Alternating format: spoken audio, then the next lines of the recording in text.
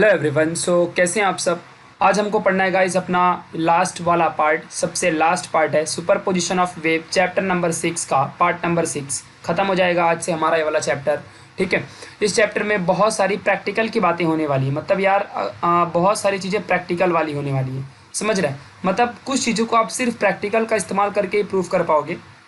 तो आप देख रहे हो न्यू इंडियन एरा। मेरा नाम है प्रशांत और आप मुझे यहाँ पे फॉलो कर सकते हो। कोई अगर आपके डाउट्स हो, कोई आपकी इंक्वायरी हो, तो आप मुझे यहाँ पे ईमेल कर सकते हो। आपको अगर हैंड रिटन नोट्स चाहिए तो डिस्क्रिप्शन बॉक्स में लिंक दी हुई है टेलीग्राम की, वहाँ पर क्लिक करके आप डाउनलोड कर लीजिए ऐप को और ज्वाइन हो जाइए उस लिंक में क्लिक करके, और सारी की सारी नोट्स आपको मिल जाएंगी। ओके, सो स्टार्ट करते हैं गाइज आज के अपने टॉपिक को, जिसका नाम है सोनोमीटर। ठीक है, और सोनोमीटर बहुत ही अच्छा गाइज ये एक डिवाइस है, जस्ट ये एक लकड़ी का बनता है। आप 12th क्लास में जब भी जाओगे ना, तो आप इसके प्रैक्टिकल ट्यूनिंग फॉर्क का इस्तेमाल करके परफॉर्म करोगे प्रैक्टिकल लैब में। हर कॉलेज में ये एक ना एक सोनोमीटर वाला डिवाइस अवेलेबल तो रहता ही है। अगर आपके प्रैक्टिकल हुए तो ही आप इसको समझ भी पाओगे। वैसे मैं पूरी कोशिश करूंगा कि आप इसको उस प्रैक्टिकल की चीज़ों को थियरी के में कन्वर्ट करके समझाऊं, बट इट्स ओके, तुम मेरे साथ कोऑपरेट करोगे तो जरूर जरूर हम इस चीज़ को फतह कर लेंगे। ठीक है, सो गाइस सोनोमीटर क्या होता है? एक होलो, यानी कि अंदर से डब्बे जैसा होता है, अंदर होलो रहता है, अंदर से होल रहता है, इसमें डब्बे जैसा होता है, जैसे कि एक लकड़ी का डब्बा। अब आप इमेजिन कर सकते हो, तो ये वुडन बॉक्स होता है जिसे हम साउंड बॉक्स भी कहते हैं। ठीक है, अब क्या होता है ना कि मैं आपको दिखाऊंगा अभी, आप देख सकते हो कुछ इस तरीके से। ये हमारा होता है सोनोमीटर। सो गाइज ये है हमारा सोनोमीटर, आप इसे अच्छे से देख सकते हो। ठीक है, ये क्या है देखो, आपको दिखाता हूँ मैं। ये हमारा पूरा डब्बा आपको दिख रहा होगा। इसके अब देखो, इसका मैं जो यहाँ पे सब लिख के रखा है ना, मैं इसको समझा दूंगा। उससे पहले आप जो आपकी बुक में दुनिया भर की थियरी दी है उसको मैं इस डायग्राम के थ्रू समझा देता हूँ। देखो हमारे पास ये पोल होते हैं जिसे हम जो ब्रिज बनाने का काम करते हैं। नहीं क्या आप देख रहे होगे, कोई अगर कलेक्टर बन गया, IAS बन गया, तो उसके सामने कैसा टेबल में नाम लिखते हैं कि IAS प्रशांत ऐसा लिखते हैं ना यार। ठीक है, ऐसा कोई भी चीज़ें लिखते हैं ना हम लोग, तो वही चीज़ें रहती है ना। सो आपने देखा, तो वैसे ही कुछ हमारा यहाँ पे ये ट्रायंगुलर शेप में एक लकड़ी होती है। इस लकड़ी में हम लोग क्या करते हैं, एक यहाँ से मजबूत चीज़ से एक रस्सी, जो हम आपको ब्लैक ब्लैक दिख रहा है, ये पूरा आपका रस्सी है, एक स्ट्रिंग है, आप इसको हम इनमें बांध देते हैं। यहाँ पे दो पुल्ली होती है, पुल्ली। ठीक है, ये आपको दिख रहा है, पुल्ली बोलो, पुल्ले बोलो, जो बोलना है बोलो यार। ठीक है, सो ये हमारी पुल्लियाँ होती हैं। क्या करते हैं, हमारी रस्सी जो स्ट्रिंग रहती है उसको हम ऐसे बांध देते हैं। देखो गांव में हम लोग जाते हैं, कुआं में से पानी निकालते हैं ना, हमारे पास वेल होती है गांव में, कैसे हम लोग पानी खींचते हैं बड़े बड़े कुओं में से, वैसे ये पुल्लियाँ यहाँ पर भी रहती हैं, और रस्सी में से हम लोग इसको नीचे से बांध देते हैं। इस रस्सी में हम लोग ना वेट लगा, देखो आपने देखा रहेगा, ये 10 ग्राम 20 ग्राम 50 ग्राम के छोटे छोटे वेट आते हैं। आई होप आपने परफॉर्म भी किया होगा। तो इन वेटेज के थ्रू हम लोग क्या करते हैं, इस रस्सी को तान देते हैं, मतलब रस्सी को हम टाइट करते हैं, इसमें टेंशन लाते हैं। रस्सी जितनी टाइट उतना ज़्यादा इसमें टेंशन होता है। ठीक है, फिर हम क्या करते हैं, अब देखो प्रैक्टिकल हम यहाँ पे परफॉर्म करते हैं, तो करते क्या है, बस जानते हो कैसे प्रैक्टिकल होता है। ये रस्सी जब टाइट हो जाती है, इधर से बंधा हुआ होता है, यहाँ जितना वेट डालेंगे तो रस्सी में उतना टेंशन आएगा, और रस्सी उतनी हमारी क्या हो जाएगी, एकदम टेंशन वाली हो जाएगी, और रस्सी उतनी टाइट हो जाएगी। तो क्या होता है ना, हम क्या करते हैं, बीच में एक पेपर लेते हैं, थोड़ा सा अपने नहीं का पेपर या पेज फाड़ करके, और पेपर यहाँ पे डालते हैं। आप देख सकते हो किस तरीके से पेपर यहाँ पे रखा हुआ है। और फिर हम एक ट्यूनिंग फॉर्क लेते हैं, कोई हवा वगैरह नहीं होना चाहिए अगल बगल, और ट्यूनिंग फॉर्क लेते हैं। ट्यूनिंग फॉर्क को हम टन से किसी में मारते हैं तो वो वाइब्रेशन प्रोड्यूस करता है ना। तो जब वो वाइब्रेशन प्रोड्यूस करेगा ना, तो ये जो हमारा पेपर ये गिर जाता है। तो कितने बीट्स पे, कितने नंबर पे ये गिरा, कितने वेट पे, कितना वेट था हमारा, कितने वेट पे ये गिरा, ऐसा हम चीज़ें काउंट करते हैं। और इनके बीच का डिस्टेंस हम आगे पीछे, जो हमारी है ना, ये ब्रिज बनाने का जो काम किया था इन दोनों ने, इनको हम आगे पीछे करते रहते हैं, आगे पीछे ऐसा इधर उधर हम लेते रहते हैं। और उसी हिसाब से हम यहाँ पे क्या करते हैं, सारी चीज़ों को वाइब्रेशन प्रोड्यूस करके इस पेपर को गिराने का काम होता है with the help of sound vibrations और फ्रिक्वेंसीज। ठीक है, यही काम होता है। अभी आप जब प्रैक्टिकल परफॉर्म करेंगे ना, आपको और बेटर समझेगा। तो बस अभी के लिए फिलहाल इतना याद रखो कि जो हमारा ट्यूनिंग फॉर्क होता है ना, जैसे कि हमारा वायलिन, क्या इसको पढ़ते हो आप लोग, जो भी, मैं तो बजाया नहीं हूँ, गिटार होता है, तानपुरा होता है, इन सभी को जो हम बजाते हैं, इन्हीं के प्रिंसिपल पे हमारा सोनोमीटर भी वर्क करता है। और बेसिकली जो गाइज हमने इसके पहले वाली वीडियो में लास्ट में देखा था, स्ट्रिंग के जो भी हमारे मतलब प्रिंसिपल्स होते हैं, लाइक लॉज ऑफ लेंथ हो गया, लॉज ऑफ लीनियर डेंसिटी हो गई, है ना, हमने पढ़ा था। तो वो उन्हीं लॉज को ये क्या करता है, प्रूफ करता है, इनको वेरीफाई करने में हेल्प करता है। बस इतना ही काम है इसका। मतलब कि हम उन लॉस को किसके थ्रू वेरीफाई कर सकते हैं, आपको दिखा देता हूँ वो सारे लॉस कौन से हैं। आप देख सकते हो, लॉज ऑफ वाइब्रेटिंग स्ट्रिंग ये था। फिर इसको हमने पहला लॉ था law of length, N is inversely proportional to 1/L। फिर law of tension, N is यानी N means frequency, fundamental frequency.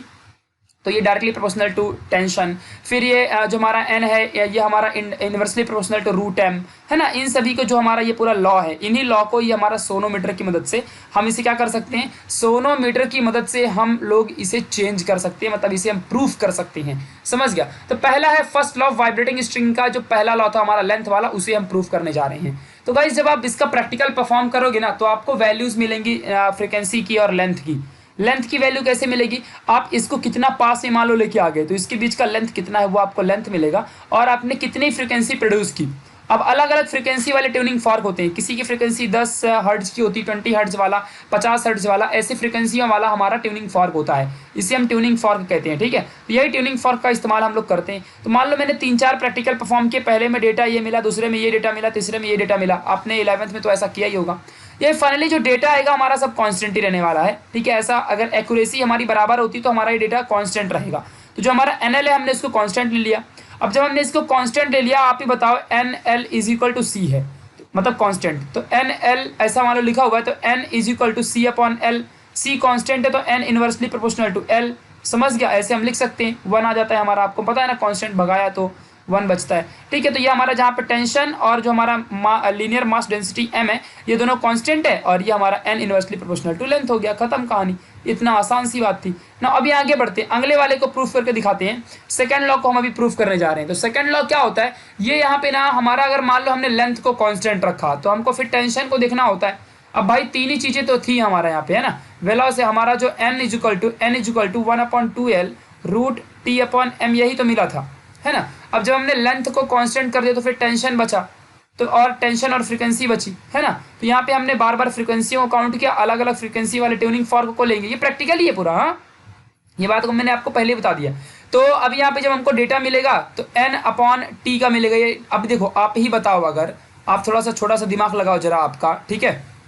n is equal to 1/2l है, रूट टी अपॉन m है। अगर इस रूट टी को नीचे लाऊंगा तो ये n के नीचे ही आएगा ना रूट टी बाद में, तो यहाँ पे ऐसा कुछ मिल जाएगा। समझ गया, जितनी बार परफॉर्म करूंगा उतने बार हमें डेटा मिलेगा, ये सब का सब कांस्टेंट रहेगा। देखो यहाँ पे इक्वल टू हमने इसको कांस्टेंट कर दिया, और जब हमारा मान लो n root T is equal to C है तो n is equal to C root T हो जाएगा, और c मेरा कांस्टेंट है तो n directly proportional to root T बन जाएगा। समझ गए, जो कि यही वैल्यू आई है। This is the second law, law of tension proof हो गया। समझ गए, प्रैक्टिकली इसे परफॉर्म करते हैं ना। थर्ड लॉ को वेरीफाई करने जा रहे हैं। थर्ड लॉ हमारा क्या है, वाइब्रेटिंग स्ट्रिंग का, हमारा जो था लीनियर मास डेंसिटी के ऊपर था। तो यहाँ पे अगर मान लो m1 और m2 हमारी दो लीनियर मास डेंसिटी है इस प्रैक्टिकल में वायर की, ठीक है, और L1 L2 दोनों हमारे वायर हैं, दो वायर का हमने यहाँ पे इस्तेमाल किया। तो दोनों वायर की जो फ्रिक्वेंसियाँ होंगी और लीनियर मास डेंसिटी होगी वो एकदम इक्वल होगी, और इसीलिए हमने उसको कांस्टेंट मान लिया। जो भी रहेगी वो कांस्टेंट ही रहेगी, ठीक है। तो अब यहाँ से आपको पता है, देखो अब हमको क्या मिल गया कि L root M is equal to C हो गया। तो अब यहाँ से हमें क्या करेंगे, देखो हमको पता है पहला लॉ क्या था, law of length, n is inversely proportional to 1/l, first law यही था ना। और l की वैल्यू यहाँ से क्या मिलेगी हमें, l की वैल्यू हमको यहाँ से क्या मिलेगी, आप ही बताओ जरा, l की वैल्यू हमको यहाँ से क्या मिलेगी। l की वैल्यू हमको मिलेगी l is equal to C upon root M. Root M, C तो कॉन्स्टेंट है उसको हटा दो, यानी 1/√m मिल गया। तो 1/√m मिलेगा ना, देखो वही चीज़ यहाँ पे पुट कर दिया, रूट एम, एल की वैल्यू रूट एम है ना। समझ गया, तो यही यहाँ पे डाल दिया, खत्म कहानी। This is the third law which is verified, and this is the law of linear mass density. तो मैंने आपको पहले ही बोला यार, ये प्रैक्टिकल ही है। मेन चीज़ हम यहाँ से, आज का जो आसान टॉपिक है यहाँ से शुरू होगा। तो ये प्रैक्टिकल सोनोमीटर था, इसलिए मैंने इसको मतलब आपको मैंने पहले बता दिया। जब तक आप खुद भी जानते हो उस चीज़ को, आप खुद से परफॉर्म नहीं करोगे ना, बार बार ट्यूनिंग फॉर्क लेके बजाओगे, फिर अलग अलग फ्रिक्वेंसियाँ निकलेंगी, तब तक आप खुद से कैसे पहचान सकते हो। तो मतलब आपको यार प्रैक्टिकल तो परफॉर्म करना ही पड़ेगा। बिना प्रैक्टिकल परफॉर्म किए इस क्वेश्चन को आप मतलब ये चीज़ को परफॉर्म नहीं कर पाओगे, और ना ही आप कितना भी इमेजिन कर लो तो शायद आप ना जान पाओ, ठीक है। तो मैंने फिर भी सोनोमीटर कैसे होता है मैंने आपको बता दिया। आप जब करोगे तो आपको खुद ही समझेगा कि जो मैंने बोला वो सही है, सत्य वचन है ना। चलो, वचन ही अनुशासन और शासन है। चलो अभी आगे देखते हैं। सो बीट्स, अभी बीट्स क्या होता है एग्जैक्टली ये समझेंगे। बहुत ही मजा आता है ना, बीट्स बजाते कोई टिक टिक टिक टिक करके, पता नहीं मुंह से चिक चिक बजाते हैं, ऐसा वही बीट्स होता है हमारा, ठीक है। तो एग्जैक्टली हमारा भाई बीट्स होता क्या है, अब हम क्यों समझते हैं। तो गाइज ये जो हमारा है ना, ये principle of super position of the wave, दो वेव्स हैं उन्हीं की सुपर पोजिशन पे ये वर्क करता है ना। दो वेव्स हमारी जब सुपर पोज होती हैं तो हमारा बीट्स जनरेट होता है। बट एग्जैक्टली ये फॉर्म कैसे होता है, तो अगर मान लो हमारी दो वेव हैं जिनका सेम एम्पलीट्यूड हो बट डिफरेंट उनकी फ्रिक्वेंसियाँ हों, और जब ऐसी वेव हमारी सुपरपोज होती है, याद रखो कंडीशंस, एग्जाम में आएगा। सेम एम्पलीट्यूड डिफरेंट फ्रिक्वेंसी, ऐसी वाली कंडीशन वाली जब दो वेव्स एक साथ सुपरपोज हो तो वो हमारा बीट्स का फॉर्मेशन करती है। मैंने टू द पॉइंट आपको आंसर और कॉन्सेप्ट बता दिया। अब आप ही बताओ, मान लो अगर ऐसी दो वेव्स, ऐसी एक वेव्स इधर है, वेव वेव्स, ओके, तो ये वेव्स इधर आपके पास है और दूसरी वेव्स इधर है, वेव्स इधर है, ठीक है। चलो, तो अगर मान लो आपकी पहली वेव इधर है, ओके, और दूसरी वेव आपकी इधर है। अब आप ही बताओ जरा, अगर मान लो यहाँ की इसकी कुछ एम्पलीट्यूड और रहेगा, इसकी फ्रिक्वेंसियाँ कुछ और हो सकती हैं, है ना। तो मान लो सेम एम्पलीट्यूड और डिफरेंट फ्रिक्वेंसियाँ वाली वेव्स को हमने मतलब क्या किया है, जब सुपरपोज करेंगे तो बीट्स बनते हैं। अगर मान लो कहीं पर ज़्यादा, अभी देखो भले ये वेव्स हैं, इन वेव्स की इंटेंसिटियाँ जो इंटेंसिटीज़ होती हैं ये कुछ भी हो सकती हैं। तो अगर मान लो किसी पॉइंट पे माय डियर ज़्यादा इंटेंसिटीज़ रही, ज़्यादा इंटेंसिटी मतलब पॉइंट ऑफ मैक्सिमम इंटेंसिटी, कोई वेव्स में कोई भी ऐसे एक मान लो एक्स पॉइंट उठा लो, तो वो कोई भी एक्स पॉइंट पे ज़्यादा इंटेंसिटी रही तो उसी चीज़ को हम कहते हैं वैक्सिंग। वो पॉइंट मेरा वैक्सिंग कहलाएगा। और जहाँ पे मेरी इंटेंसिटी बहुत कम होगी, मिनिमम, तो वो चीज़ मेरा वैनिंग कहलाएगा। तो वैक्सिंग और वैनिंग हमेशा कहाँ फॉर्म होता है, वैक्सिंग और वैनिंग हमेरा हमेशा बीट्स फॉर्मेशन में फॉर्म होता है। और एक बात और ध्यान रखना कि ये हमेशा वो चीज़ें होती हैं, वो पॉइंट होता है किसी भी वेव का जहाँ पे मैक्सिमम इंटेंसिटी होती है और जहाँ पे मिनिमम होती है वो वैनिंग कहलाता है। बस इतनी सी बात आपको ध्यान देनी है।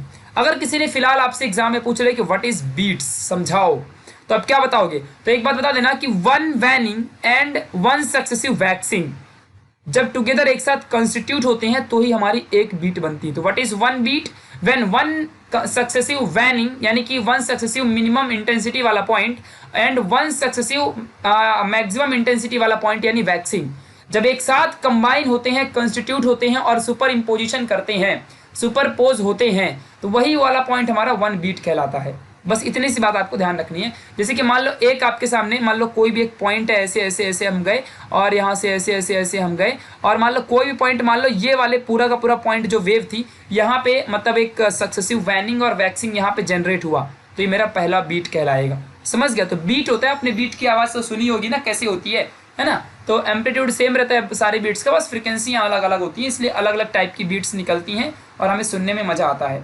ठीक है। अगर मैं आपसे बीट फ्रिक्वेंसी की बात करूँ क्या होता है, अब ये सारी साउंड होती है, निकालने के अलग अलग तरीके होते हैं। अगर आप साउंड की क्लासेस लगा लो सिंगिंग की तो आपको सब समझाया जाएगा वहाँ भी यही साइंस देखोगे अगर शायद देखोगे तो गाइस बीट फ्रिक्वेंसी क्या होती है। तो देखो, एक बीट्स को अगर एक सेकेंड में कितनी बीट्स आप सुनते हो, नंबर ऑफ बीट्स हियर्ड पर सेकेंड, एक सेकेंड में कितनी बीट्स को तुम सुन सकते हो, वही आपकी बीट फ्रिक्वेंसियाँ हैं। समझ गया अभी मैं क्या बोल रहा हूँ, बीट फ्रिक्वेंसी क्या होती है, बस इतना ध्यान रखना है। नाउ गाइस अभी इनको ना सॉल्व करते हैं, थियोरेटिकली प्रूफ करके दिखाएंगे सारे बीट्स को। ये प्रूफ मैंने इसके पहले भी आपको दिया है, सेम टू सेम एग्जैक्टली, जब हमने super position of the wave पढ़ाया था तो मैंने आपको बताया है, बट फिर भी शायद आपको भूल गया होगा तो यहाँ बताना पड़ रहा है। ठीक है, वही चीज़ सेम एग्जैक्टली सिमिलर है, सेम फॉर्मूला सब इस्तेमाल करना है। एनालिटिकल मेथड है हमारा डिटरमाइन करने का वेव्स का।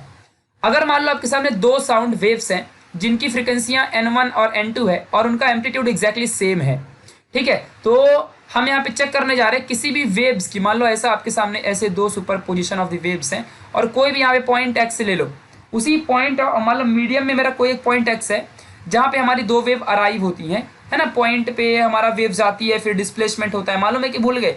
ठीक है, वही चीज़ है ना, डिस्प्लेसमेंट वेक्टर सम हो जाता है ना, super position of the wave में। तो वही जो मेरा पॉइंट है वो मेरा एक्स पॉइंट है मान लो, ठीक है, उसी पॉइंट मेरा किसी भी मीडियम में और जहाँ पे हमारी दो वेव्स हमारा अराइव हो रही है। अब उन वेव्स का डिस्प्लेसमेंट चेक करो, क्योंकि डिस्प्लेसमेंट वेक्टर सम होता है ना। पहली वेव का displacement y1 = a sin 2 pi n1t - x/λ होता है। अब आपको ये भूलना नहीं चाहिए, याद रहना चाहिए। मैंने इसके पहले भी आपको बताया वीडियो नंबर 2 और 3 में, है ना, इसी पार्ट का, इसी चैप्टर का। फिर हमारा जो सेकंड वेव जो कंबाइन हो रही है उसका हमारा जो इक्वेशन है वो सेम है, एक में माइनस यहाँ पे, एक में दूसरे में भी माइनस, कोई फर्क नहीं पड़ता है, दोनों को सेम रखा है हमने। ठीक है, और यहाँ पे समझ के रखना है, लिसनर मान लो मेरा x = 0 डिस्टेंस में है।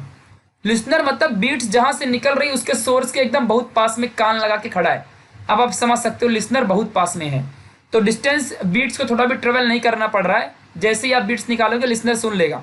पता नहीं लिसनर कैसे सुन रहा है, उसके कान तो कान के पर्दे फट जाएंगे। अब डीजे के पास में जाके घुस जाओगे तो फिर कैसा आपको मजा आएगा, थोड़ा टाइम तक अच्छा लगेगा, लेकिन जब कान से खून निकलना स्टार्ट होगा तो समझ में आ जाएगा। ठीक है, ऐसा होता है, बट फिर भी अब फिजिक्स से तो कंसिडर कर लो यार, कि मान लो आप लिसनर के एकदम लिसनर हो और आप सोर्स के पास में खड़े हो, एक्स की वैल्यू आपकी एकदम जीरो है, तो यहाँ पे एक्स की वैल्यू जीरो है तो यहाँ पे जीरो डालना पड़ेगा। अब जब जीरो डालोगे तो ये सारी वैल्यू जीरो हो जाएगी, आपको सिर्फ क्या बचेगा, आपको सिर्फ बचेगा 2πn1t और यहाँ पे 2πn2t, इतना ही सिर्फ बचेगा और कुछ नहीं बचेगा। तो हमको देखो वही बच गया a sin 2πnt और a sin 2πn2t, है ना। According to super principle of superposition of the wave, क्या होता है, दोनों वेव्स का जो सुपरपोज हो रही है उनका डिस्प्लेसमेंट वेक्टर सम होता है। तो पहले का डिस्प्लेसमेंट इधर है, दूसरे का इधर है, तो वेक्टर सम करोगे तो y equal to y1 plus y2 आ जाएगा।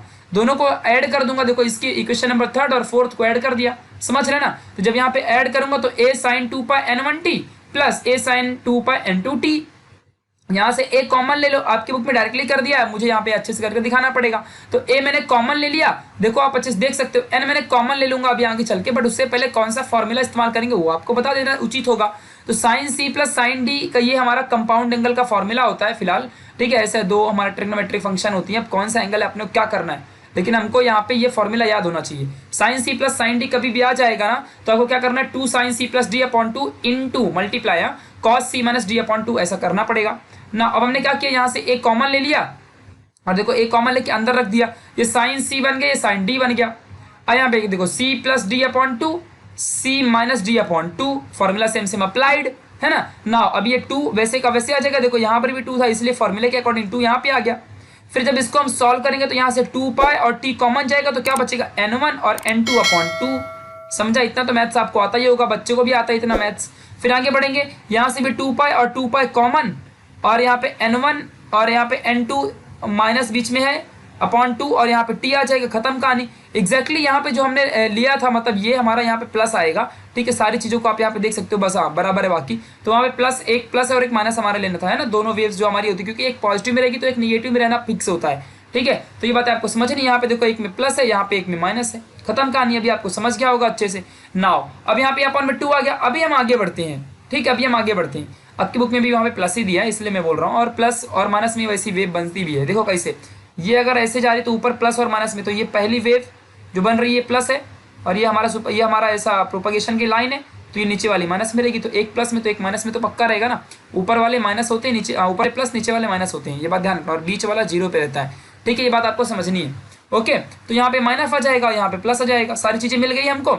अब देखो हम क्या करने वाले, यहाँ से हम ना 2 को अंदर मल्टीप्लाई कर देंगे a के साथ, ठीक है। तो देखो अब यहाँ पे 2a बन जाएगा और सब मल्टीप्लाई में, each and everything is in the multiplication. बस इतना ध्यान रखना कि ये जो हमारा ये चीज दिया, ये हमारा एंगल है, ये जो हमारा एंगल है, तो उसको मत कर देना कुछ, बाकी हमारा सब मल्टीप्लाई में है, ठीक है। जब हमारा सब मल्टीप्लाई में है तो अब हम क्या करेंगे, यहाँ पे देखो हम अलग से सारी चीजों को लेने वाले हैं और कॉस को हमने पहले लिख देंगे। जो हमारा कॉस वाला मटेरियल सेम है, वही छापा है, 2n1 minus n2 upon 2t, same चीज देखो छापा है, कुछ अलग नहीं करना है आपने को, कुछ नहीं अलग करना है, वही चीज छाप दिया और साइन की बात को अलग कर दो बस। नाउ माय डियर, अब हमने देखा था कि ये जो दोनों वेव हमारी सुपरपोज हो रही है, इनका जो एम्पलीट्यूड है एक्जैक्टली सेम है।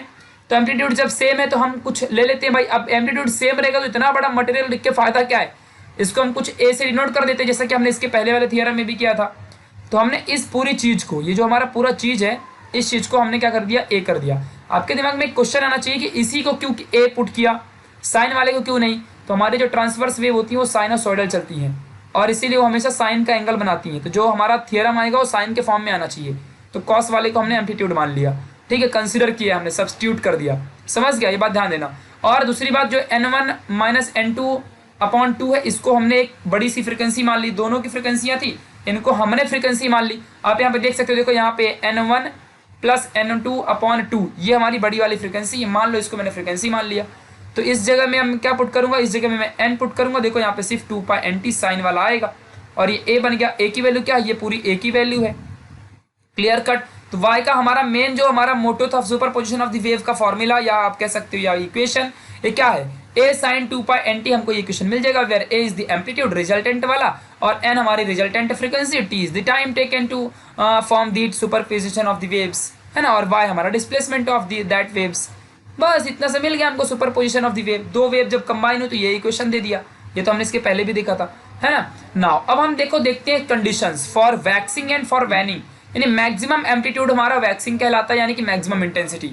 और हमने देखा था इसके पहले सेकंड या थर्ड वीडियो में भी कि जब हमारी मैक्सिमम एम्पलीट्यूड होती है तो हमारा मैक्सिमम एम्पलीट्यूड के लिए प्लस माइनस 2a होता है, हमने सॉल्व किया था ना प्लस माइनस टू ए यार, A1 प्लस A2 दोनों अगर एम्पलीट्यूड सेम है तो क्या बन जाएगा 2A, है ना। हमने ऐसा देखा था कि नहीं देखा था। चलो तो यही चीज़ अभी हम ए के जगह में देखो हमारा एम्पलीट्यूड कौन दे रहा है, ये इक्वेशन दे रहा है। आपको ध्यान रखना, ये तो आपका फॉर्मूला भी होएगा, आपका फॉर्मूला भी हो गया।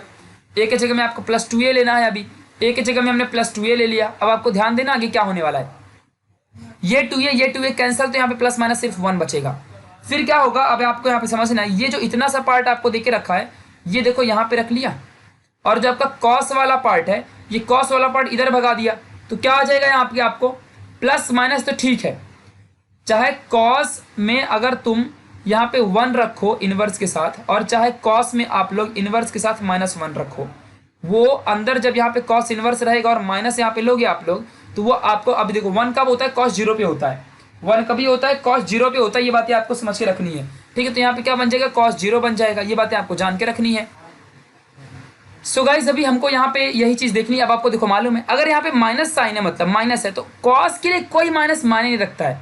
मतलब जब 1 लिखो चाहे प्लस लिखो चाहे माइनस लिखो 1, इससे कोई फर्क नहीं पड़ता है, आंसर आपका वही आएगा। तो 1 पे वैल्यू 0 पे आती है, अगर आपका मान लो कॉस 90 पे आती है, हाँ, तो आपको इसे समझ के रखना है, और बाकी चीज़ें तो कोई है नहीं, ठीक है। तो 1 कब आता है, 0 पे आता है, 0 पे 90 पे हमारा 0 रहता है और 0 पे हमारा 1 रहता है, तो कॉस 0 हमारा 1 होता है, ठीक है। तो जब आप इस कॉस को इस साइड लेके आओगे तो ये क्या देगा, ये आपको एक एंगल देगा जो कि 0 कहलाएगा, ये आपका एंगल है 0, समझ गया। तो जो आपका ये 2πn1 माइनस n2t/2 है, ये आप थीटा जैसा ही समझो इसको, ये आपका थीटा है। देखो ना कैसे रहता है, cos theta is equal to 1 होता तो आप क्या करते, theta is equal to cos inverse 1, है ना, ऐसे ही करते ना। फिर यहाँ पे आप लेते cos इनवर्स cos 0, फिर ये cos कैंसल होता, फिर 0 थीटा की वैल्यू आती, कुछ वही चल रहा है यहाँ पे, ये आपका थीटा है और ये आपको 0 मिला है। अब आप बताओ, आपका जो ये एंगल है, आपका जो ये एंगल है आपके इधर पे 0 है और यहाँ पे आपका पाई है, तो इसी एक्सिस में आपको 0 मिल रहा है, 1 मिल रहा है ना 0 पे, तो आपको पाई पे भी 1 मिलेगा। फिर ऐसे ही आपका यहाँ पे आप पाई इधर जाओगे, फिर 2π हो जाएगा तो 2π पे भी 1 मतलब 1 मिलेगा। फिर ऐसे यहाँ पे आपका आएगा 3π पे भी 1 मिलेगा। तो आपको ऐसी वैल्यू मिलेगी, तो पाई 2π 3π हर जगह पे आपको 1 आती है, जरूरी नहीं कि सिर्फ cos 0 पे ही 1 आए, ये बात आपको ध्यान रखना है। तो जितनी पॉसिबल वैल्यूज है मैंने ऐसे लिख लिया, अब आगे फ्यूचर में और आगे डॉट डॉट कर दो, आपको क्या पता कितना जाएगा, तो डॉट डॉट कर दो आप लोग, ठीक है। बस इतना ही आपको करना है। नाउ अभी हम यहाँ पे क्या करते हैं, एक बात ध्यान देना है। अब देखो मैं आपको यहाँ पे जो चीज़ सिखाने जा रहा हूँ वो बहुत ज़्यादा जरूरी होने वाला है, ठीक है, आप लोग के लिए, सभी लोग के लिए। नाउ अभी यहाँ पे आपको समझना है। अब देखो आगे हमने क्या किया, ऐसा हमने बार बार किया भी है। अब देखो यहाँ से मुझे टाइम का वैल्यू चाहिए, टाइम निकालना है, तो टाइम निकालना है मुझे। देखो क्या करूंगा मैं, t इज इक्वल टू और 0 से मल्टीप्लाई कर दूंगा इस पूरी चीज़ को, उस साइड भेज दूंगा, सब 0 बन जाएगा। देखो 0 आ गया। फिर पाई के साथ करूंगा तो यहाँ पे देखो अभी पहला 0 आ गया ना, पाई के साथ कर रहा हूँ अभी, तो ऊपर क्या जाएगा 2, ये 2 ऊपर जाएगा ना यार यहाँ पे, तो 2π ऊपर बन जाएगा और नीचे क्या आएगा 2πn1 minus n2, 2π cancel 1/n1 minus n2। ऐसे इस पे डालो तो यहाँ पे 2/n1 माइनस n2, ऐसे इस पे डालो तो ये आएगा। ऐसे आगे करते जाओ तो आपको ये टाइम फ्रेम मिलेगा। ये आपके मतलब एम्पलीट्यूड इतने पॉइंट पे मिलेंगे, मैक्सिमम एम्पलीट्यूड आपको इन टाइम पे, इतनी टाइम से है, टाइम है, इन टाइम इस टाइम पे आपको मिल जाएगा मैक्सिमम एम्पलीट्यूड जब आप वेव बनाओगे तो, ठीक है। तो अगर आपसे किसी ने पूछ लिया कितने टाइम पे मैक्सिमम एम्पलीट्यूड मिलेगा, तो इतने टाइम पे हमको मैक्सिमम एम्पलीट्यूड मिलेगा। अब देखो यहाँ पे वही दिया है कि मतलब दो सक्सेसिव मैक्सिमा मतलब देखो ये पहला सक्सेसिव मैक्सिमा, ये दूसरा सक्सेसिव मैक्सिमा है, इन दोनों के बीच का डिफरेंस कितना है आप निकाल लो, 1/n1 माइनस n2 माइनस 0 कर दो तो उतना ही वैल्यू आएगी, तो 1 इतना मिल जाएगा आपको। This is the difference between two successive maxima और वैक्सिंग यू कैन से, ठीक है, यह बात को समझना है। तो और 1 बीट क्या होती है, पीरियड ऑफ बीट, तो ये टाइम अपॉन जो भी आपका टाइम आएगा वही आपका पीरियड 1 बीट कहलाता है। तो ये भी आपको फॉर्मूला याद रखना है, बस फॉर्मूला मिल गया 1000, और क्या करना है, याद करते बैठो ना। अभी मिनिमम एम्पलीट्यूड की बात करता हूँ, मिनिमम एम्पलीट्यूड मतलब एम्पलीट्यूड 0, अब सबसे मिनिमम 0 पे ही हो सकता है ना। तो ना अब फिर से वही a के जगह में 0 पुट कर दिया, ये 2a को भगा के 0 कर दूंगा, फिर ये सिर्फ इतना कॉस बचेगा। फिर एक कॉस को उधर लेके जाऊंगा तो यहाँ पे क्या आएगा, अब आप बताओ, कॉस अगर 0 है यहाँ पे, मतलब अगर 0 है तो कॉस इनवर्स 0 बन जाएगा। 0 कब मिलता है, कॉस 90 पे मिलता है, π/2 पे मिलता है। कॉस कैंसिल, यहाँ पे क्या आ जाएगा, π/2 आ जाएगा, है ना। देखो पहली वैल्यू π/2 आई, और फिर दूसरी वैल्यू 3π/2, मतलब कौन से एंगल पे, कौन से एक्सिस पे जा रहे हो, π/2 इधर होता है तो इधर 3π/2 होता है, सेम एक्सिस पे सारी वैल्यू सेम होती है। अब मान लो यहाँ पे π/2 पे आपका वैल्यू 0 हो रही, तो 3π/2 पे भी आपकी वैल्यू 0 होगी। ऐसे 3π/2 ऐसे 5π/2 पे भी 0 हो गया। ऐसे एक बार और घुमाते जाओ, π/2 ऐड करते जाओ तो आते जाएगी वैल्यू। तो ऐसे 5π/2 पे ऐसे और आगे जाओ अब यहाँ से टी निकाल लो, तो क्या करोगे अभी निकालने के लिए आपको, देखो पहला टी मैं निकाल के देता हूँ, आगे दिखाता भी हूँ। टी निकालना है तो पहले पाई बाय टू का हाथ साथ लो, तो 2 पाई उधर भगाओगे तो क्या बनेगा, अभी आपको समझना है यहाँ पे। तो 2 पाई इंटू ऊपर पाई तो है ही है, और नीचे क्या आ जाएगा n1 माइनस n2 अपॉन 2, है ना, ऐसे ही मिलेगा ना अभी। अब देखो फिर आगे क्या आएगा आपका आंसर, आपका आंसर आएगा अभी आगे चल के, मतलब जब भी आप इसको अच्छे तरीके से सॉल्व करोगे तो आपको यहाँ पे क्या आंसर मिलेगा, तो ये आपका 2 ऊपर चला जाएगा। आप समझ भी रहे हो मैं क्या बोल रहा हूँ, मतलब देखो आपको अच्छे से करके ही दिखाता हूँ तो आपको यहाँ पे समझ में आ जाएगी सारी वैल्यू, किस तरीके से आप पहला टी का वैल्यू निकाल पाओगे। फर्स्ट टी की वैल्यू इसके साथ निकालनी है। अब देखो क्या किया मैंने, टी इज इक्वल टू, आपके सामने यहाँ पे क्या लिखा हुआ है, आपको यहाँ पे अच्छे से लिखता हूँ 2 pi n1 minus n2 upon 2 t is equal to pi by 2, यही है। यहाँ से टी की वैल्यू निकालो, क्या मिलेगा, t is equal to pi by 2 तो यहाँ पे दिया ही हुआ है, अपॉन में क्या आ जाएगा 2 pi n1 minus n2 upon 2, यही मिलेगा ना, ठीक है ना। अभी ये 2 से आप चाहो तो ये 2 कैंसिल कर सकते हो, इट्स योर चॉइस, बट ना करो तो अभी के लिए अच्छा रहेगा। आगे देख लो, ऐसे आपको सबको सॉल्व करना है। अब क्या होगा, ये ऊपर जाएगा तो पाई बाय 2 ये है ही है, और इन 2 क्या बनेगा, 2 into 2 pi n1 minus n2 बन जाएगा।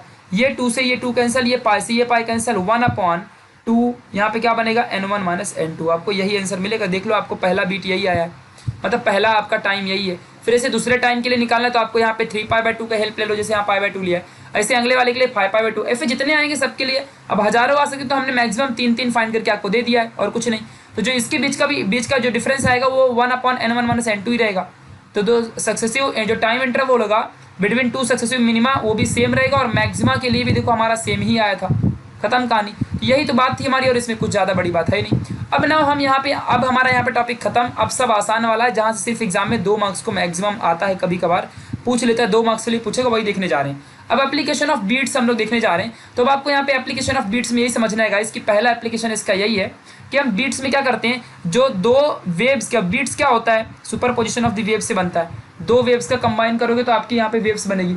तो क्या होता है कि आपको यहाँ पे समझना है, 2 वेव्स हैं आपके सामने जिसको आप सुपर पोज कर रहे हो, ठीक है। तो अब दोनों की यहाँ पे क्या होंगी, फ्रीक्वेंसियाँ, इसकी समथिंग एक फ्रीक्वेंसी होगी, इसकी समथिंग एक फ्रीक्वेंसी होगी, ठीक है। तो बीट्स में एक ही काम होता है कि दोनों फ्रीक्वेंसियों को हम मैच करवा रहे होते हैं, बस इतना ही हमारा काम होता है, ठीक है। जिनको बड़े बड़े आर्टिस्ट जो होते हैं ना, इंस्ट्रूमेंटल का इस्तेमाल करके, आर्टिस्ट लोग म्यूजिकल इंस्ट्रूमेंट्स का इस्तेमाल करके और फ्रीक्वेंसियाँ करते हैं, ठीक है। और जहाँ पे हमारी फ्रीक्वेंसियाँ इक्वल टू 0 जब हो जाती हैं तो हमारा म्यूजिकल जो इंस्ट्रूमेंट्स होता है वो बेस्ट और आइडेंटिकल तरीके से प्ले करते हैं और अच्छा प्लीजेंट म्यूजिक परफॉर्म करता है। जब हमारी दोनों फ्रीक्वेंसियाँ मैच होकर 0 हो जाती हैं बढ़िया तरीके से, तब आपको एक अच्छी म्यूजिक आती है। ये पहला हमारा हो गया एप्लीकेशन।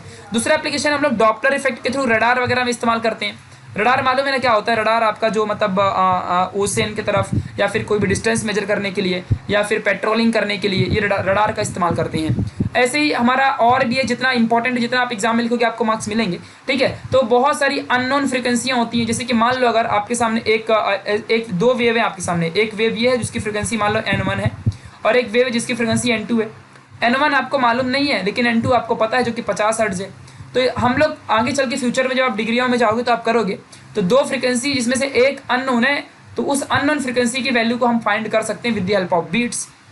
बस यही होता है और कुछ नहीं। इसी का इस्तेमाल हमारे जो पेट्रोलिंग के टाइम पे एयर के थ्रू अगर कोई अटैक करता है तो इसका इस्तेमाल हम लोग एयर फोर्स वगैरह में करते हैं कि सामने वाली जो हमारे पास हेलीकॉप्टर या फिर जो मतलब फायर जेट आ रही है तो उसका कितनी फ्रिक्वेंसी, तो उस फ्रिक्वेंसी से हम डिस्टेंस मेजर करके पता लगाते कितना दूर है। फिलहाल ये काम इंसान नहीं करता, ये सब लगे हुए डिवाइसेस जो हमारे मतलब जो भी हमारे पास मतलब फायर जेट्स होती हैं उनमें हमारे जो लगे हुए डिवाइसेस होते हैं वही सब पता लगा के ऑटोमेटिकली फायर करते हैं, ठीक है बस। और जो हमारा मतलब पायलट होता है उसका काम सिर्फ होता है फायर करना बस, और कुछ नहीं। बाकी सब मशीनें ही सब डिटेक्ट कर लेती हैं। तो मशीन कैसे करती हैं, ये सब इसी का फ्रीक्वेंसी का इस्तेमाल करती हैं, ठीक है ना। अभी कैरेक्टरिस्टिक्स ऑफ साउंड की बात करता हूँ। तो 3 ही कैरेक्टरिस्टिक्स होती है, एक लाउडनेस होती है, एक पिच होती है और एक क्वालिटी होती है। 3 हमारे कैरेक्टर्स है साउंड के, या तो एक लाउडनेस होगा या तो पिच अच्छी होगी या तो फिर क्वालिटी अच्छी होगी। भाई लाउडनेस क्या होता है, कोई इंसान कितना तेज बोल सकता है, या फिर परसेप्शन ऑफ साउंड। जैसे कि मैं एक इंसान हूँ और मैं लाइफ टाइम हमेशा मतलब हाई आवाज़ सुनते आ रहा हूँ, ठीक है, सपोज दैट ज़्यादा आवाज़ बड़ी सुनते आ रहा हूँ, तो मेरे सामने मतलब बड़ी आवाज़ बोलेगा तो वो मुझे कम ही रहेगी, कम ही सुनाई देगी, मतलब मुझे लगेगा यार ये तो नॉर्मल ही है।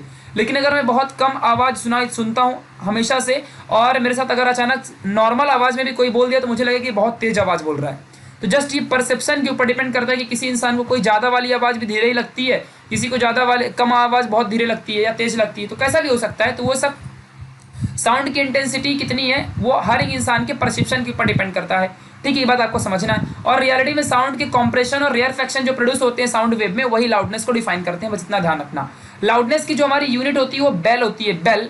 और हम बेसिकली बेल में ना मेजर करके 1 decibel, decibel, decibel, dB, decibel, dB, इतने पे हम लोग मेजर करते हैं। डीसीबी मतलब डीबी, डेसिबल। ठीक है, और 1 डेसिबल क्या होता है, 1/10 बेल होता है, ये आपको समझना है।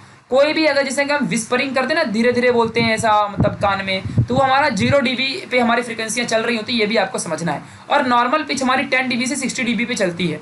अगर कोई 200 से 400 या 150 dB 1000 dB अगर आपके सामने कोई चिल्ला दे, आपके कान के पर्दे फट जाएंगे। इतना आपको ध्यान देना है। कभी कभी लाउडनेस को ना हम लोग एक और यूनिट है जिसको हम कहते हैं फ़ोन, इस यूनिट से भी हम लोग इसको मेजर करते हैं, ये भी आपको ध्यान रखना है, अच्छी बात है ना। अभी हम आगे बढ़ते हैं जो कि इंपॉर्टेंट है, फैक्ट ही सब सीख रहे हैं। What is pitch? अब पिच क्या होती है ये आपको समझना है। पिच जस्ट हमारी एक सेंसेशन ऑफ द साउंड कहलाता है। मतलब आप जो लिसनर है ना, लिसनर कितना सेंस कर सकता है सामने वाली हाईएस्ट फ्रिक्वेंसी को। एक बात और ध्यान देना, जो पिच होती है इसमें हमेशा बहुत ज़्यादा फ्रिक्वेंसी होती है, हाई फ्रिक्वेंसी होती है, बात आपको समझना। इसके लिए रेलवे स्टेशन पे आपने देखा होगा जो फीमेल वर्जन वॉइस होती है वो बहुत ही बेस्ट होती है, बट जब अचानक से मेल वर्जन की वॉइस आती है तो हमको कुछ सुनाई नहीं देता है, वो पड़ करके कुछ तो चला जाता है और हमको आवाज़ भी सुनाई नहीं देती है। क्या होती है? क्योंकि मेल का जो पिच होता है वो बहुत ही एकदम लेस होता है और बहुत ही कम होता है, क्योंकि हमारे वॉइस में जो फ्रिक्वेंसियाँ होती है वो बहुत कम होती है। अब फिलहाल जो मेरी वॉइस है इसमें पिच जो है वो मीडियम है, ना तो मेरे वॉइस में एकदम मतलब ज़्यादा पिच है ना कम पिच है, मतलब मीडियम पे आप मेरी आवाज़ सुन सकते हो। मतलब ना तो मतलब आप इमेजिन कर सकते हो, समझ रहे हो, दोनों के बीच में है मेरी वॉइस, ऐसा मैं बोलता हूँ आवाज़ करके। ठीक है, तो ये आपको समझें जिससे कि आपको सभी को सुनाई दे। ठीक है, बट अगर आप रेलवे स्टेशन के जो मेल वाली वॉइस होती है जो इंडिकेटर मैसेज देता है, तो उसकी आवाज़ आपने सुना रहो कितना मोटा आवाज़ रहता है और कैसे बोलता है वो। ठीक है, तो उसकी आवाज़ को सुनाई नहीं देती क्योंकि उसकी पिच बहुत कम होती है और जो आवाज़ है उसकी फ्रिक्वेंसियाँ भी बहुत कम होती है, तो हमको बराबर सुन नहीं पाते। लेकिन अगर वहीं पर कोई फीमेल की अगर आवाज़ आती तो उनके आवाज़ में, फीमेल की आवाज़ में नेचुरली जो पिच होती है बहुत ज़्यादा होती है, यानी कि हायर फ्रिक्वेंसी होती है। जो इंटेंसिटी या सेंसेशन ऑफ साउंड होता है वो बेटर फील होता है फीमेल की वॉइसेस में। ठीक है, तो इसीलिए कभी भी कहीं भी इंडिकेटर में या कहीं भी आप जाओ, कहीं भी आप तो ऐड वगैरह बहुत सारी आती हैं, हर जगह जाओ फीमेल की वॉइस ज़्यादा मिलती है। रेडियो वगैरह में भी हर जगह फीमेल की वॉइस ज़्यादा है। ठीक है, क्योंकि हम उसको परसेप्ट यानी समझना ज़्यादा अच्छे से, ह्यूमन परसेप्शन की जो फ्रिक्वेंसियाँ होती हैं वो पिच ज़्यादा अच्छी होती है फीमेल्स के पास। तो ये आपको समझना है, आपको अच्छे समझ के रखना है। ठीक है, ये आपको बहुत ही अच्छा होता है। फीमेल की वॉइस का जो पिच होती है वो बहुत ज़्यादा होती है एज़ कम्पेयर टू मेल। ठीक है, ये अब ऐसा मत बोलना कि अभी मेल के पास कुछ है नहीं भाई, पिच इनकी कम है तो इनको पास क्या है, ऐसी बात नहीं। हमारे पास बहुत कुछ चीज़ें हैं, हमारे पास बस पिच हमारी बहुत कम है और वो हमारे लिए अच्छी ही बात है। क्यों ऐसा?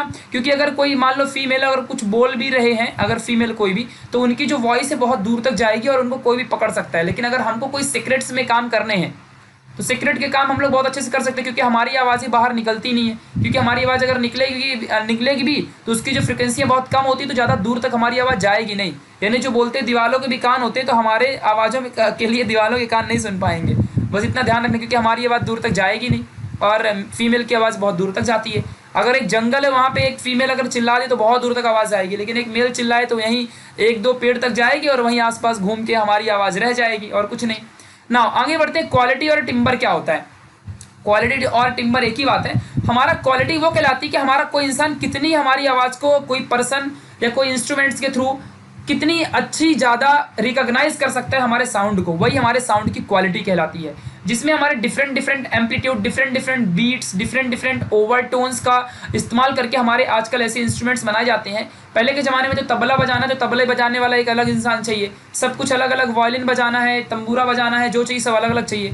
लेकिन आज के टाइम पे एक ही डिवाइस उठाते हैं हम लोग, हमारे फ़ोन में भी आजकल अवेलेबल होता है और उसी में हम तबला दुनियादारी सब बजा सकते हैं। ऐसा कैसे होता है? तो अलग अलग फ्रीक्वेंसी, अलग अलग बीट्स, अलग अलग ओवरटोन्स का इस्तेमाल करके हम ऐसे डिवाइसेस को जनरेट करते हैं, जो कि एक बहुत ही इंपॉर्टेंट चीज़ है और बहुत अच्छी चीज़ है, जिससे हमारे साउंड की क्वालिटी मेंटेन रहती है और कोई ज़रूरत नहीं है 1000 इंसानों को हायर करने की, एक ही इंसान सब बजा सकता है घर बैठे मस्त एक ही बार में। ठीक है, ये आपको समझना है, सब कंप्यूटर के थ्रू हो जाता है। पहले के टाइम पे अगर मान लो कोई सिंगिंग कर रहा है, अब आज से अगर 1980 या 1980 के कोई गाने सुनो तो उसमें जितने भी गाने हैं ना, उन सारे गानों में पहले सिंगर आता है, गाना गा के चला जाता है, या फिर गाना गाते रहता है और उसी वक्त ना जितने भी म्यूजिशियंस होते हैं वो सब गाना बजाते रहते हैं, कोई तबला बजाएगा, कोई झांझ बजाएगा, कोई हारमोनियम बजाएगा, कोई वायलिन बजाएगा, कोई कुछ बजाएगा। ऐसा पहले हुआ करता था और ऐसे में बार बार रीटेक लेने पड़ते थे, क्योंकि बीच में किसी ने तबला अलग बजा दिया तो वो सेंटर फ्रूट चिंगम वाला तबला आता है ना, वैसा बजा दिया तो फिर अलग ही बज जाएगा। लेकिन आज के टाइम पे ऐसा नहीं है। आज के टाइम पे सिंगर रहेगा, सिंगिंग करके चला जाएगा और फिर जो हमारा एडिटर होता है वो एडिटर म्यूजिक बाद में लगाता है सिंगिंग में, समझ रहे हो, बाद में एडिट करके। और चाहे तबले की सिंगिंग हो, चाहे किसी की भी हमारी वॉइस निकालनी हो, तो सारे नोट जो होते हैं, नोट पता है ना, यानी कि हमारे ओवरटोन्स, हमारे हार्मोनिक्स हो गए, हमारे बीट्स हो गए, हमारी अलग अलग फ्रिक्वेंसियाँ, amplitude, intensity of the sound, इन सभी हमारे कंप्यूटर में ऑलरेडी भरे होते हैं इन दी एडिटर। और उन एडिटर का इस्तेमाल करके हम अलग अलग जैसी वॉइस है उस वॉइस में हम लोग वैसे ओवर नोट कर देते हैं, ऊपर से एडिट कर देते हैं और कोई बजाने की जरूरत नहीं पड़ती। तो ये सब क्वालिटी का सिस्टम आजकल आ चुका है, कोई टेंशन की बात नहीं, सब आगे बढ़ चुकी है दुनिया ना। म्यूजिकल इंस्ट्रूमेंट्स अभी समझते क्या है, तो एग्जाम में 3 मार्क्स का क्वेश्चन जरूर बन सकता है, इसलिए मैं आपको बता रहा हूँ। तो म्यूजिकल इंस्ट्रूमेंट्स ना क्या होता है यहाँ पे समझना है, 3 टाइप के होते हैं, या तो string instruments, wind instruments, परक्यूशंस instruments. आपने तीनों को आई थिंक देखा ही होगा यार। स्ट्रिंग वाले को तो देखा ही होगा क्योंकि इंडिया में ही ये जनरेट हो, जितने भी यहाँ पे है ना ये सब सबसे पहले इंडिया में जनरेट हुए थे। मतलब सिंगिंग की जो चीज़ है ये दुनिया को इंडिया ने ही दिया, ये बात आपको ध्यान रखना। इंडिया से पहले कोई गाने गाता ही नहीं था, सब जियान थे उसके पहले, समझ रहे ना। अभी आगे बढ़ो। तो पहला है स्ट्रिंग इंस्ट्रूमेंट। स्ट्रिंग इंस्ट्रूमेंट क्या है आपको समझना है। देखो आपने सुना रहेगा जिसमें रस्सियों का इस्तेमाल करके हम लोग बजाते हैं, जैसे कि हमारा तानपुरा हो गया, आपने देखा रहेगा है ना, या वीणा बजाते हैं, गिटार बजाते हैं, सितारा बजाते हैं। तो ये सभी के सभी जो होते हैं ना, ये हमारे साउंड की मतलब जो हमारी स्ट्रिंग होती है ना, स्ट्रिंग रस्सियों का इस्तेमाल करके, कैसे गिटार में रस्सियाँ बंधी होती है, रस्सियों को हम टच करते हैं इधर से उधर स्ट्रिंग को और फिर हमारे गाने निकलते हैं, सुर निकलते हैं, तो वही हमारी स्ट्रिंग इंस्ट्रूमेंट कहलाता है। वैसे बोर्ड स्ट्रिंग और स्ट्रक स्ट्रिंग मतलब ऐसे ही है कि प्लग्ड वाले में क्या होता है कि हम उसको हाथ को आगे पीछे घुमा घुमा के, इमेजिन करो ना अभी गिटार कैसे बजाते हैं वैसा ही। फिर बोर्ड स्ट्रिंग में क्या होता है कि हम जस्ट जैसे सारंगी, आपने देखा एक बार जाके सारंगी कैसे बजाते हैं आप देख लो एक बार, या वायलिन कैसे बजता है आप एक बार गूगल में चेक कर लो तो आपको बोर्ड स्ट्रिंग समझ जाएगा। अब यहाँ पे कैसे बता सकता हूँ मैं। ऐसे स्ट्रक स्ट्रिंग में क्या होता है, जैसे पियानो हो गया, नहीं कि पट पट हमेशा बटन दबाते हैं, तो बटन जो होती है वो बटन ना रस्सियों से अटैच रहती हैं। अब यहाँ पे मैंने कोई अगर एक बटन दबा दिया तो ये बटन इसमें स्ट्रक करेगी हमारी स्ट्रिंग में, तो ये स्ट्रिंग साउंड प्रोड्यूस करती है।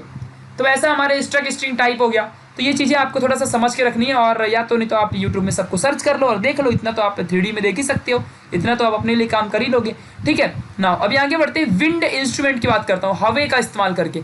जैसे ही अगर विंड इंस्ट्रूमेंट की बात आती है तो हमारे दिमाग में बांसुरी कृष्ण वाली बहुत ही तुरंत ही याद आ जाती है कि चलो ये विंड इंस्ट्रूमेंट है ना। तो इस इंस्ट्रूमेंट में क्या होता है कि एयर कॉलम्स होते हैं, वही जो हमारा ट्यूब था वैसे ही एयर कॉलम्स रहता है, सोचो, और उन्हीं एयर कॉलम्स का इस्तेमाल करके हम लोग बजाते हैं। जैसे कि पहला है फ्री विंड टाइप, जिसमें कि हमारा माउथ ऑर्गन है, हमारा सबसे पहला मुंह जो है हमारा, ये एक विंड इंस्ट्रूमेंट है। अगर आवाज़ ना जाए, हम हवा ना जाए अगर दुनिया में, जैसे कि देखो अगर एयर गायब हो जाए तो हम बोल नहीं पाएंगे कभी भी, ये भी आप ध्यान रख लो अच्छे से, क्योंकि विंड इंस्ट्रूमेंट हमारा मुंह खुद है, पहला एग्जाम्पल। दूसरा हारमोनियम है ना, तो ये सारे मतलब एयर वाइब्रेट होती है इनकी वजह से, और जो भी चीज़ें होती हैं, और फिर उसी वजह से फ्री विंड टाइप के हमारे मतलब फ्रीली हवा है और हम बोलते हैं बस, और कुछ नहीं। फिर ऐसे ही हमारा एज टाइप हो गया। एज टाइप में क्या होता है कि हम हाथों के थ्रू, छोटे छोटे होल होते हैं बाथरूम में, उन होल्स में दबा दबा के ऐसे करके और हम लोग एयर को ब्लो करते हैं और फिर हमारी आवाज़ निकलती है एजेस में, तो वो हमारी फ्लूट वाली हो गई। अब देखो गाइस आपको बता दूं, इंडिया में अभी कृष्ण का जमाना आज से 5000 मतलब 57,000 ईयर्स अगो, ऐसा माना जाता है, कोई देखने तो नहीं गया है लेकिन ऐसा माना जाता है कि 57,000 ईयर्स अगो कृष्णा यहाँ पे थे। उनको फ्लूट के बारे में मालूम था, मतलब उनको एज टाइप वाला विंड इंस्ट्रूमेंट बजाने आता था, और इतना अच्छा कि कोई बजा नहीं सकता। उस वक्त भी कितने सारे तबला, सिंगिंग और इतनी अच्छी अच्छी डांस, मतलब यार सोचो इंडिया कितना ग्रेट था। लेकिन हम लोग ना अपने ही लालच की वजह से पता नहीं क्या क्या कर गए और हम सबसे नीचे हो गए ना। कोई नहीं, अभी एक दिन आगे बढ़ेंगे, टेंशन की कोई बात नहीं ना। रीड पाइप्स, अब इसको थोड़ा सा आप गूगल में सर्च मारना, जैसे कि अभी सभी इंस्ट्रूमेंट्स को तो मैंने खुद नहीं देखा यार, अब इतना भी जानते हो आप। एक होगा सैक्सोफोन, हाँ सैक्सोफोन है ये ना, क्लैरिनेट या फिर बैसोन या फिर बगल, या आप देख लो क्या क्या है। इनको आप एक बार रीड वगैरह बजाते हैं शायद, मतलब ब्रिटिशर्स इसे बजाते होंगे, मैंने तो इनका नाम जानता नहीं हूँ, हो सकता है इंडिया में भी अवेलेबल हो। तो आप एक बार क्या करना, गूगल करना सारे नाम को, और ये सारे सिंगल मतलब डबल रीड्स क्या होता है, आप इसको सर्च मारो। ये एक जस्ट डिवाइस है जिससे के थ्रू आप पता कर लोगे, करना एक बार, ठीक है। तो ये विंड इंस्ट्रूमेंट कहलाता है, बस इतना ध्यान रखना है। और एक परक्यूशन, जिसे आपने देखा ही होगा, सब बजाते फिरते हैं, जैसे कि तबला हो गया, डफली हो गया, सांबल, मृदंगम, ढोल, ड्रम, है ना, बजाते हैं ना, ढनन ढनन। सभी आप अभी सब जानते हो आप लोग। तो परक्यूशंस ऐसे ही होते हैं, इन सभी को आपको ध्यान देना है। तो ये सारे विंड के थ्रू बजते हैं। अब तबला ही होगा, तबले के नीचे यहाँ पे क्या भरा होता है आप बताओ? इसके अंदर गैस ही भरी होती है ना, और यहाँ पे धड़ंग धड़ंग हम बजाते हैं, आवाज़ निकलती है और कुछ नहीं। ठीक है, सो यही होता है हमारा परक्यूशंस इंस्ट्रूमेंट्स, जिस जो भी साउंड या फिर एयर की मदद से ही बजते हैं। तो एक बार गूगल करके देखो और मस्त इनको सारी चीज़ों को समझ लो। और यहाँ से हमारा आज super position of the wave होता है ख़त्म। कितना प्यारा सा चैप्टर था साउंड का। 2 से 3 बार आपको देखो करना क्या है, कैसे पढ़ना है इस चैप्टर को बता देता हूँ अभी से। पहले क्या करना है आपको, एक बार बुक रीड करनी है कोई भी टॉपिक, फिर एक बार वीडियो देखना है, फिर एक बार बुक रीड करनी है, फिर एक बार वीडियो देखना है, ख़त्म कहानी।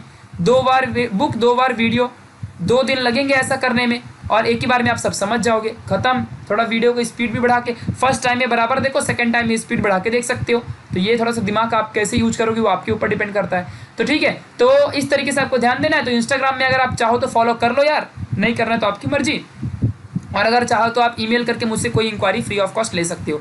सब्सक्राइब किए बिना जाना मत, और बेल आइकन जरूर दबा देना। मिलेंगे अगले वाले ऐसे ही चैप्टर में। अब क्या मिलेगा, तो सब चैप्टर खत्म हो गया, पहला दूसरा सब खत्म हो गया है। 7वां 8वां 9वां 10वां 11वां 12वां सब पूरा फिजिक्स यहीं से खत्म होने वाला है अभी। ठीक है, सब खत्म ही हो गया। तो क्या चाहिए अभी, लास्ट का एक सेमीकंडक्टर बाकी है, उसको पढ़ा के खत्म कर दूंगा आपका फिजिक्स। ठीक है, फिर उसके बाद हम तुम, और तुम कहाँ हम कहाँ, बाय बाय हो जाएंगे। तो मिलेंगे ऐसे ही और कभी किसी और वीडियो में, क्योंकि अब अगला चैप्टर नहीं कह सकता हूँ क्योंकि खत्म हो चुका है। तो मिलेंगे और किसी ऐसे ही अगले और किसी और अनदर वीडियोज़ में, अनदर क्लासेस में और कहीं। Bye bye.